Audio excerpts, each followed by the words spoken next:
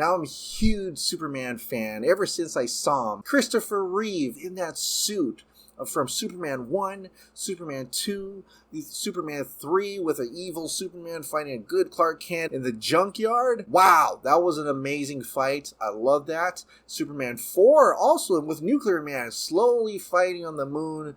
At that time, I had no problems. Even now, I had no problems whatsoever with those movies because during that time, that's just how it was made. It's all nostalgia for me, absolutely. But I'm not to the point that I'd say, that's not my Superman. People are always like, that's not my Superman. My Superman has trunks. My Superman smiles. My Superman doesn't kill anybody. My Superman saves cats out of the trees. Everybody has their own version of their Superman. For me, I like them all. I kind of just embrace all different Supermans. Yes, I didn't quite agree with Tyler Hoechlin as Superman at first in the Supergirl series because he felt more like a jobber than an actual big superhero. The beginning was fine, and then later on it was kind of like, meh. For a long time, and even now, Man of Steel is my favorite Superman movie. It checks all the right boxes for me. He flies, he saves people, and something that I haven't seen in any Superman feature ever, except the animated cartoons, is that he fights like Dragon Ball. Yes! Wow! That's just amazing. That's how a superhero fight is supposed to be. Dragon Ball style, right? They're super fast, they're super strong, they go, it was awesome. It's great. That's the type of Man of Steel I want to see, and that's exactly what Zack Snyder delivered in Man of Steel. Of course, a lot of people didn't like Man of Steel or even Batman v Superman because of that Superman. And I think they always just go back to, that's not my Superman. Superman wouldn't do that. Superman wouldn't do this. Superman wouldn't do that. But what they just fail to understand is that is exactly the same Superman. It's just that the world he is in is different from the Christopher Reeve ones or any other version. That world that Henry Cavill Superman actually lives in is our world. Yeah, us humans. We're that disgusting. If you haven't noticed, just checked on Twitter. But you may have missed it in Batman v Superman. He actually tried saving people in the Capitol building. He brings over the injured and things like that. Yeah, you may have missed it. He saved a whole bunch of people pulling that ship. Yeah, you may have missed it. And not everyone in there hated him. There's actually a lot of people that loved him as well. Worship, looked at him as a god. I mean, if you saw a guy flying in the air, carrying ships faster than a speeding bullet, more powerful than a locomotive, able to leap tall buildings in a single bound, you look at him like as a god. Don't lie. You will. So that's definitely our world. And that's the type of story that Superman grew up in. He grew up in a world where one father didn't trust the world, rightfully so, because we are crazy. A world where we just don't understand. And as a father myself, I absolutely would try my best to protect my son from the world that would probably take him in and do a lot of experiments on.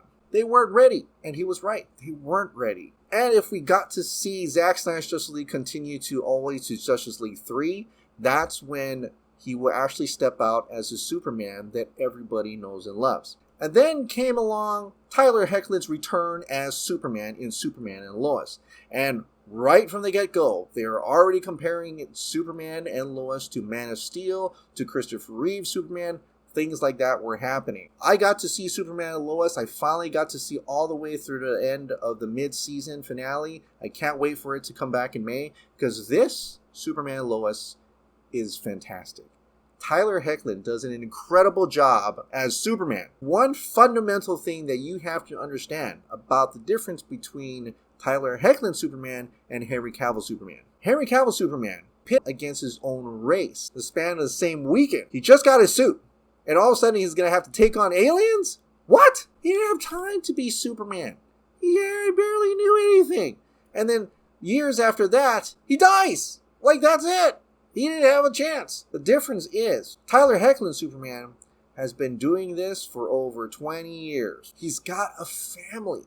He's got older kids. This is a story about a superpower being who can do anything. But try to keep his family together. What would a man like that do in a situation where one son has powers who can't try to figure out how to use his powers and his other son doesn't? At the same time, his father-in-law doesn't trust him enough that he wouldn't be making kryptonite weapons and being hunted by a Lex Luthor from another dimension that has seen a evil Superman and Kryptonians taking over the world. In a way, Luthor is Ben Affleck's Batman.